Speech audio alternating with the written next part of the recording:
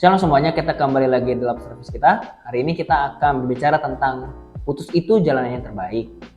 Nah, kenapa saya membahas ini? Karena seringkali anak muda itu kalau udah ada kesalahan atau apa, pasti dikit-dikit putus. Pokoknya endingnya pasti putus. Ya kan? Rata-rata ya, nggak semua. Tapi rata-rata yang saya lihat dan yang saya tahu sejauh ini. Nah, makanya kita harus belajar juga dari firman Tuhan di Amsal 24 ayatnya yang ke-13 sampai yang ke-14. Anakku, makanlah madu, sebab itu baik, dan tetesan madu manis untuk langit-langit mulutmu. Nah, kenapa Amsal sampai mengatakan seperti ini? Buat apa sih madu itu ketika kita dimakan? Madu itu pasti mengandung hal yang sehat. Tapi lebih tepatnya supaya mata kita itu terang. Gitu loh. Supaya kita itu sadar lah intinya. Ketika pada saat Yonatan, ya anaknya Saul, ketika dia lagi letih, lesu, capek, pada saat Raja Saul itu, bapaknya itu malah membuat rakyat makin menderita, ya. Sebelum musuh-musuhnya raja ini bakal dihancurkan, Yonatan itu melanggar perjanjiannya. Gitu, karena Saul telah bersumpah bahwa siapa yang makan, dia akan kena kutuk. Nah, Yonatan itu lagi letih lesu, capek banget, akhirnya dia ada lihat madu. Habis itu dia makan madu itu dan matanya terang dan dia lagi sehat kembali. Nah, maksudnya apa? Kenapa saya ambil ayat ini? Supaya kita mengerti ketika kita memutuskan bahwa kamu dengan pasanganmu itu untuk putus, pikirkanlah baik-baik. Anak muda jangan sampai selalu punya pemikiran itu dikit-dikit putus, apa-apa putus. Ancamannya pasti putus. Orang yang masih punya pemikiran seperti itu, saya sarankan jangan pacaran dulu. Apalagi menikah. Ini adalah prinsip saya yang saya pakai. Kalau saya mengatakan putus sama pacar saya, berarti saya sudah mengatakan cerai ketika pada saat saya menikah. Saya nggak mau berbicara soal putus dan putus. Apalagi cuma karena hal-hal sepele. Misalnya karena nggak dianterin, atau mungkin karena chatnya balasnya lama, atau kita mungkin overthinking yang berpikiran dia malah ke orang lain. Dan akhirnya berujung putus.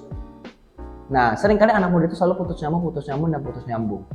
Nah, kita sebagai anak Tuhan, jangan punya pemikiran selalu putus. Ingatlah, kamu dulu sempat mau sama dia. Gitu. Tapi, apa saja? Tapi, apakah tolak ukurnya jikalau kita harus putus? Ya. Nah, mari sekarang kita harus baca dulu di ayatnya yang ke-14. Ketahuilah, demikian hikmat untuk jiwamu. Jika engkau mendapatnya, maka ada masa depan dan harapanmu tidak akan hilang. Nah, sebelum ngomong soal putus, mari kita benahi dulu tentang yang namanya mencari pasangan. Kalau pasanganmu dari awal aja, apalagi kalau kamu itu berpacaran dengan seseorang yang baru kamu kenal sehari 2 hari atau seminggu, saya rasa lebih baik kamu jangan pacaran dulu. Lebih baik putuslah saat itu. Tolak ukurnya adalah kalau kamu harus putus, yang pertama itu adalah kalau kamu belum mengenal lebih dalam tentang dirinya. Maksudnya, kalau kamu baru mengenal dia sebagai teman, baru seminggu, atau cuma karena kamu melihat dia ganteng, melihat dia cantik, hanya seminggu saja, apalagi belum kenalan, ya kan? Langsung minta mau berpacaran, itu harus putus. Kenapa? Karena ketika kamu berjalan, kamu belum mengenal satu sama lain, itu malah membuat kamu akan berantem. Apalagi yang satu lagi mungkin kamu belum mengenal, dia ini belum dewasa rohani. Lebih baik putus dulu, gitu loh. Atau enggak, lebih baik ngomong sama dia, kalau kamu sayang sama aku, kamu tunggu sampai pada waktunya. Kapan? Nah, setiap kalian itu harus punya prinsip. Prinsipnya apa? Kapan kalian mau menikah? Di saat kalian mau menikah itulah dimundurkan 2-3 tahun, disitulah kamu berpacaran dengan pasanganmu. Misalnya kalau kamu yang berumur mau pacarannya atau yang mau menikahnya itu umur 28, ya berarti dimundur jadi berapa tahun. Kalau misalnya yang 25 dimundur 2-3 tahun, berarti umur 22 lah, 23 baru kamu bisa berpacaran. Itu kenapa seperti itu? Supaya kamu bisa matang. Tapi kalau kamu belum punya pemikiran seperti itu, lebih baik sekarang ini saya sarankan, ini saya menyarankan ya, bukan wajib, karena itu adalah urusanmu. Saya cuma hanya bisa membagikan firman Tuhan ini supaya inilah hikmat Tuhan, bahwa suatu saat kalau dia yang menjodohmu, dia nggak akan kemana-mana kok. Ya. Nah, Jadi makanya yang pertama itu orang yang harus putus itu adalah orang yang baru, yang belum mengenal pasangannya lebih dalam. Lalu yang kedua apa? Laki-laki atau perempuan yang belum punya visi yang benar.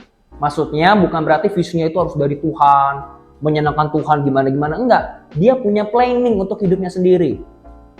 Kalau dia sendiri belum punya planning untuk hidupnya sendiri, bagaimana dia bisa membuat kamu bahagia? Kalau dia sendiri saja bingung, dia mau kemana? Orang seperti ini, apalagi kalau kamu yang sudah berpacaran dengan orang seperti ini, itu nanti yang ada timpang. Apalagi yang satu punya visi, yang satu nggak punya visi. Ini pasti timpang. Bisa nggak dijalankan? Bisa-bisa saja. Sangat-sangat bisa. Tapi tergantung kamu mau bayar harga nggak bagi kamu yang punya visi itu.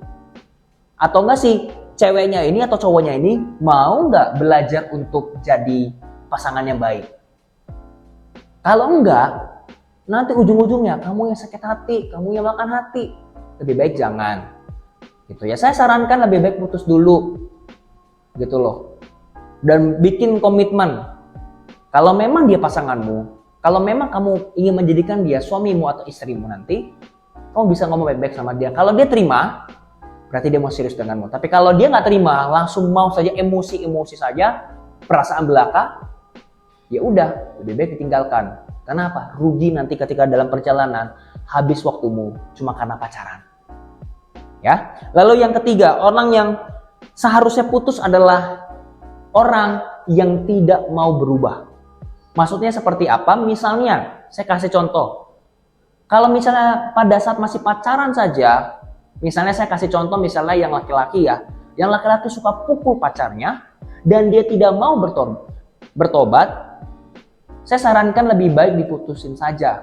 Memang mungkin yang cowok atau yang cewek mungkin masih sayang, mungkin masih suka sama dia, apalagi berharap bahwa tiada yang mustahil bagi Tuhan. Gini loh ya, kalau bagi kamu yang ngomongnya soal pacaran, kita ngomong realistis aja. Memang bagi Tuhan tidak ada yang mustahil, tapi kalau ngomong soal pacaran, kita realistis aja yuk. Kita lihat dari buah-buahnya. Pacaran kita itu menyenangkan hati Tuhan gak sih? Udah gitu aja simpelnya. Nah, kalau tipe yang seperti ini, yang dia tidak mau berubah, bayangin loh kalau misalnya dia suka pukul kamu, ya, bikin kamu itu menjadi menderita terus. Bayangin ketika kamu sudah menikah, ketika kamu lagi hamil, ketika kamu sedang membawa anakmu nanti dengan dia, dan dia main pukul seperti itu. Coba bayangin, sakit loh, sangat sakit. Atau kamu menjadi curiga dengan dia, curiga, jangan-jangan saya lagi hamil, dia malah ke wanita lain. Nah, cowok yang seperti itu, kalau dia tidak mau berubah, lebih baik kamu putusin aja. Atau kamu ngomong sama dia, kamu ngomong baik-baik sama dia, aku gak mau lagi sama kamu karena kamu itu gak mau berubah. Bukan berarti kita itu mencari pasangan yang sempurna. Setiap manusia pasti ada kelemahan, termasuk saya. Pasti ada, tapi kalau dia mau berubah, pasti ada buahnya. Pasti ada progres. Kalau dia sedang proses, pasti ada progres. Bukan berarti langsung jadi. Orang berproses, pasti ada progres. Pasti ada sebuah kenaikan. Pasti ada buah-buah yang akan diperlihatkan sama dia. Misalnya yang tadinya dia itu suka cari-cari searching cewek lain, hari itu dia gak ada, ya kan? Gak ada searching yang aneh-aneh.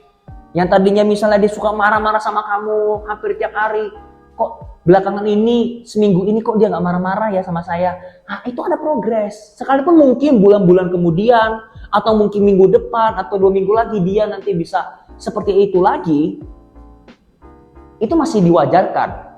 Tapi kalau dia sudah kita kasih tahu, kita udah begini, begitu, didoakan, kita berpuasa, tapi dia sendiri tidak mau berubah, saran saya lebih baik putus aja. Nah, dari ketiga inilah kamu bisa memutuskan untuk tidak lagi berhubungan dengan dia. Tapi terlepas dari itu semua, ya yang jelas pasti masih banyak hal lah yang bisa ngomong soal putus, tapi inilah yang lebih krusialnya, inilah yang lebih parahnya gitu loh. Sekalipun kalau kita punya alasan putus mah pasti banyak, tapi saya menyarankan teman-teman semua lebih baik 3 ini saja. Kalau 3 ini dia sudah masuk ke dalam kategori ini, lebih baik diputusin aja. Nanti juga kalau misalnya mau berubah suatu saat, kalau kalian emang jodoh dari Tuhan, pasti akan bertemu lagi kok. Nggak usah takut, masih ada. Kalaupun misalnya dia bukan jodohmu, nanti Tuhan akan kirim orang lain. Yang penting kamu mempersiapkan diri. Jadi jangan sampai dikit-dikit minta putus, dikit-dikit minta putus, apa-apa putus, putus, dan putus. Baru sekali tidak dijemput, minta putus. Marah dikit, putus. Dikit-dikit break, dikit-dikit break. Rasanya nggak enak tahu begitu. Apalagi Tuhan itu tujuannya adalah kita senang juga loh. Apalagi kalau kita punya pasangan. Makanya kita perlu belajar berfokuslah kepada Tuhan. Karena inilah, demikian hikmat itu untuk apa? Untuk jiwamu. Firman Tuhan ini untuk kamu, untuk saya juga. Jika engkau mendapatnya, maka akan ada masa depan. Dan harapanmu tidak akan hilang. Dan harapanmu tidak akan hilang. Tidak akan hilang. Apalagi kalau berjalan dengan Yesus. Makanya jangan takut ya. Ketika ada orang meminta putus-putus. Justru mungkin kamu nggak salah misalnya. Mungkin kamu nggak salah tapi tiba-tiba pasanganmu yang minta putus misalnya. Ya udah, nggak apa-apa. Tapi suatu saat dia akan menyesal karena apa? Dia memutuskan kamu karena kamu adalah pasangannya yang terbaik seharusnya. Tapi dia tidak mau, ya sudah. Karena kamu adalah anak Allah. Jangan membuat dirimu murah, baik laki-laki maupun perempuan. Kamu adalah anak Allah, anak raja. Jadi jangan sampai membuat dirimu murah karena Tuhan Yesus membayar kamu dengan mahal, dengan darahnya mahal itu. Amen.